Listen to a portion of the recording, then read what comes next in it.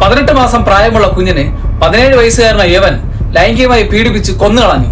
മരിച്ച കുഞ്ഞിന്റെ കസിന്റെ മോനുള്ളവൻ പാകിസ്ഥാനിലെ കറാച്ചിയിലാണ് ഈ സംഭവം നടക്കുന്നത്.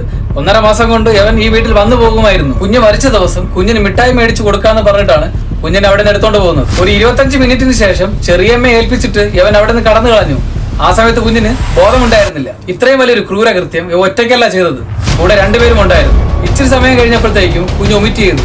അത് അമിതമായപ്പോഴത്തേക്ക് കുഞ്ഞിന്റെ അമ്മ ഡയപ്പർ മാറ്റാൻ വേണ്ടിയിട്ട് ശ്രമിക്കവെയാണ് അവിടെ അമിതമായ രക്തസ്രാവം കണ്ടത്. ഹോസ്പിറ്റലിലേക്ക് കൊണ്ടുപോകുന്ന വഴിക്ക് അമ്മയുടെ മടിയിൽ കിടന്ന് ആ 18 മാസം പ്രായമുള്ള കുഞ്ഞ് മരിക്കുകയുണ്ടായി.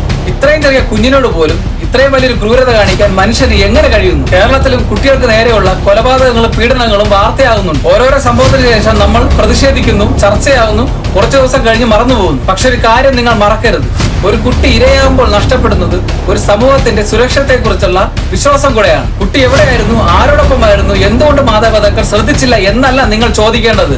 ഒരു കുട്ടിയെ ഉപദ്രവിക്കാൻ എങ്ങനെ ധൈര്യം വന്നു എന്നാണ് നിങ്ങൾ ചോദിക്കേണ്ടത്. ഇത് നമ്മുടെ നിയമത്തിന്റെ പോരായ്മ തന്നെയാണ്. ഇനി ചോദ്യം നിങ്ങളോട്, കുട്ടികൾക്കെതിരായ അതിക്രമങ്ങൾ തടയാൻ ശക്തമായ സംവിധാനങ്ങൾ എവിടെ? പരാതി ലഭിച്ചാൽ വേഗത്തിലുള്ള ഇടപെടൽ എവിടെ? കുറ്റവാളികളെ നിയമത്തിന് മുന്നിൽ കൊണ്ടുവരാനുള്ള ഉറച്ച നടപടി എവിടെ?